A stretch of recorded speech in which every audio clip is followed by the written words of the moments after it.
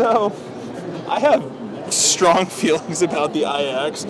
So this is just far and away the worst implementation of the nostrils, and I think the ugliest front end on any car on the road today.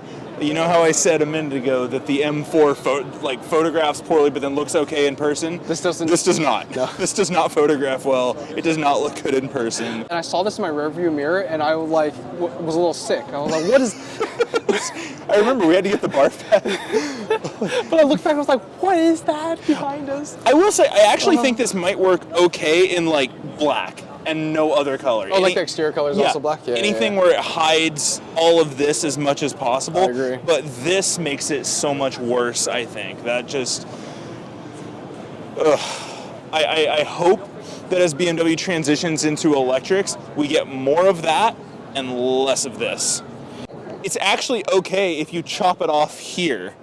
Everything from there back is actually pretty okay and pretty good looking, but everything from the headlights forward is just terrible. Now you want to try the interior because I am excited about the interior. It's the most redeeming feature. Oh yeah, well I mean look, like it's the way it's implemented, everything, like it's stunning. Oh, it has the Swarovski crystal buttons. Yes. I think they're Swarovski. So I was really looking forward to this, but actually even before I get in, you pointed this out, but Alcantara suede everywhere.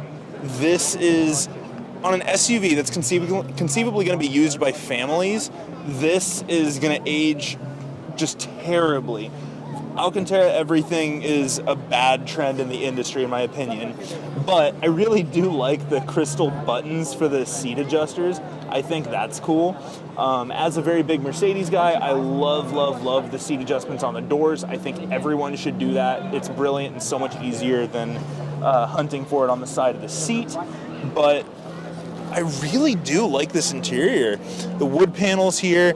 It does have capacitive buttons everywhere, which I didn't know about. It has wood capacitive buttons, which is the most wildest thing I've ever seen. It has wooden capacitive buttons, which it looks good. It's well thought out. I really like the way that they've, I don't want to say integrated, because they've not integrated it into the dash, but the way that they've implemented the dual screen is excellent, I think.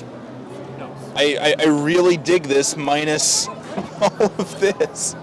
Although the whole thing presses as a button, so... I didn't realize that the whole frame is carbon fiber. Oh, that's cool. They're exposed, look at it. Oh, that's nice. I do like that. At the very least, this is capacitive, but then it presses. Like, you can tell that you're hitting a button. You can kind of feel it because they're raised, like they have little ridges. You can kind of... If you get really used to it, I could see you making that work. Very spacious, though. I think it looks like a full-size adult could fit behind me pretty comfortably.